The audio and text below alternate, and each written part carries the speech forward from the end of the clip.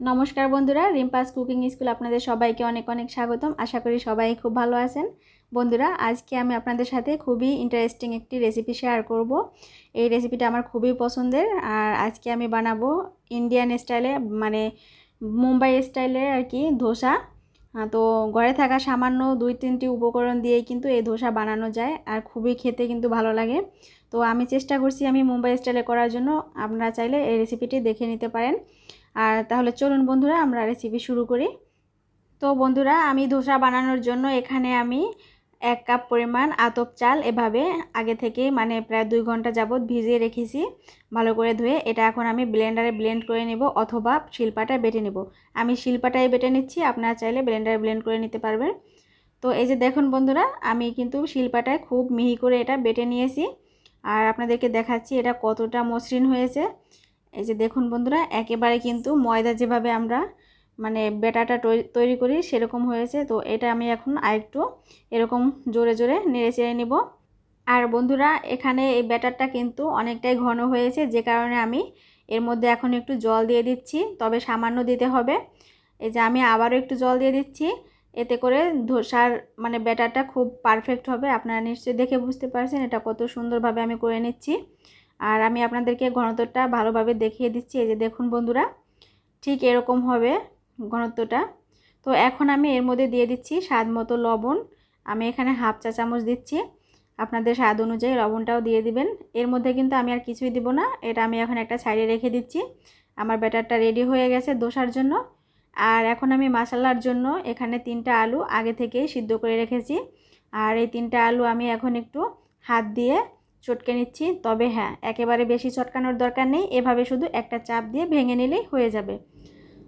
তো দেখুন বন্ধুরা আমার এটা চটকানো হয়ে গেছে, এখন আমি চুলায় রান্না করতে চলে যাব।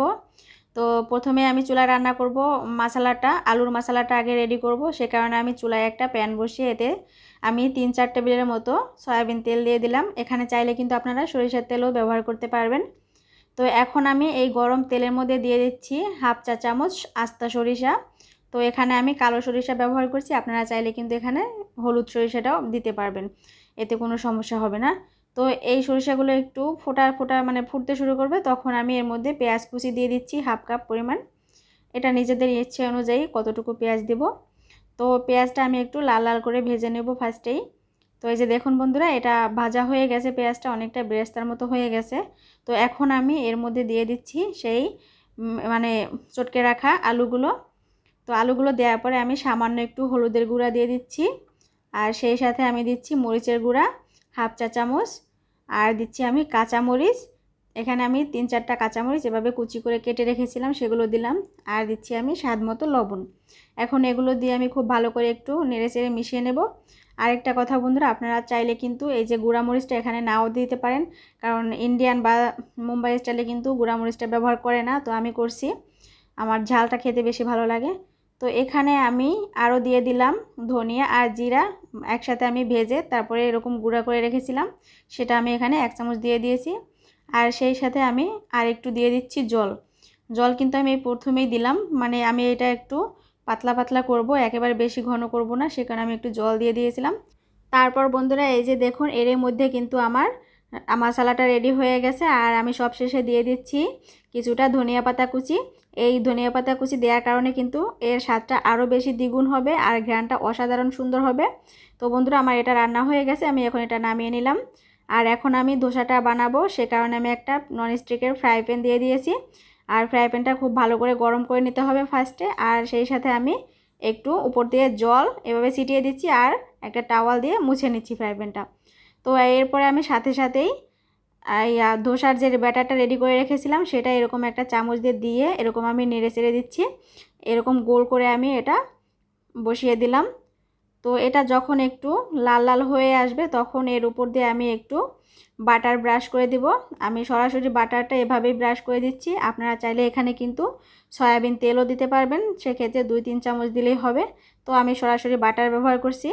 তো এখন আমি এর উপরে মশলা দেব, যে কারণে আমি এখানে প্রথমেই পেঁয়াজ কুচি দিয়ে দিলাম, আর সেই সাথে দিচ্ছি আমি টমেটো কুচি কিছু, তো আর সেই সাথে দিচ্ছি আমি ধনিয়া পাতা কুচি।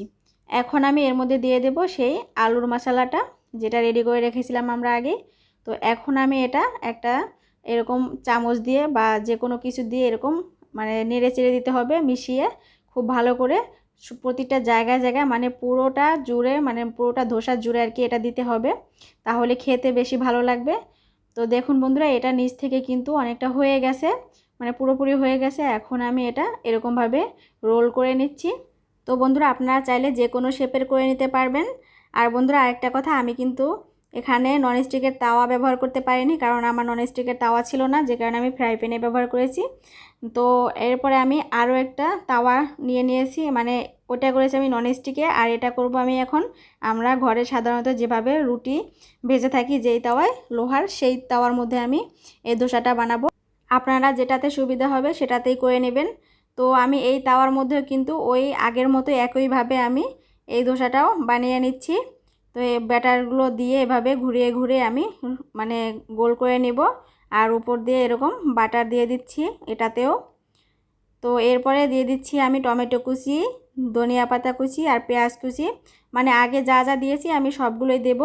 আপনারা চাইলে কিন্তু এই সবগুলো দেওয়ার পরে আপনারা যদি খেতে চান কেউ পিৎজার মতো, সেক্ষেত্রে কিন্তু উপরে আপনারা চিজও ব্যবহার করতে পারেন। তো যেহেতু আমি চিজ পছন্দ করি না, সে কারণে আমি আর কোনো চিজ দিলাম না। তো এভাবে আমি করে নিলাম, এটাই আমার খেতে অনেক বেশি ভালো লাগে। তো এভাবে আমি এটা বানিয়ে নিচ্ছি। তো এটা আমি করতেছি অনেকটা মানে মানে কেটে কেটে আর কি করব, এটা আর কি রোল শেপ করব না, আপনারা নিশ্চয়ই দেখে বুঝতে পারবেন। তো আপনারা এই যে দেখুন, আমি একটা খুন্তি দিয়ে এভাবে উঠিয়ে নিচ্ছি নিচ থেকে। তো প্রথমে আমি একটু রোল শেপ করে নেব। এই যে দেখুন, ধোসাটা নিচ থেকে কিন্তু অনেক সুন্দর হয়েছে। আসলে আমার মনে হয় নন স্টিকের থেকে এটা বেশি সুন্দর হয়েছে। আপনাদের কাছে যদি এটা সবার ঘরে মোটামুটি থাকে, আপনারা চাইলে কিন্তু এভাবে এই লোহার কড়াইতে বা লোহার তাওয়াতেই করে নিতে পারবেন, যার যেমন সুবিধা হবে। তো আমি এই খুন্তি দিয়ে আমি এভাবে একটু কেটে নিচ্ছি, এতে করে খেতেও সুবিধা হবে, আবার দেখতেও সুন্দর লাগবে। তো বন্ধুরা, আমার এগুলো সবগুলো ভাজা হয়ে গেছে, আমি এখন এটা একটা প্লেটে নিয়ে নিলাম। তো এই যে দেখুন বন্ধুরা, আমি কিন্তু সাজিয়ে নিয়েছি, আর ধোসাটা কত সুন্দর হয়েছে দেখতে, ও আপনারা কিন্তু নিশ্চয়ই দেখে বুঝতে পারছেন। আশা করছি আমার এই আজকের সহজ রেসিপিটি আপনাদের অনেক অনেক ভালো লেগেছে। আর ভিডিওটি যদি ভালো লেগে থাকে তাহলে আমার চ্যানেলটি অবশ্যই সাবস্ক্রাইব করবেন আর বেল আইকনটিও ক্লিক করে দিবেন। তাহলে বন্ধুরা, আজকে এখানেই বিদায় নিচ্ছি। নমস্কার।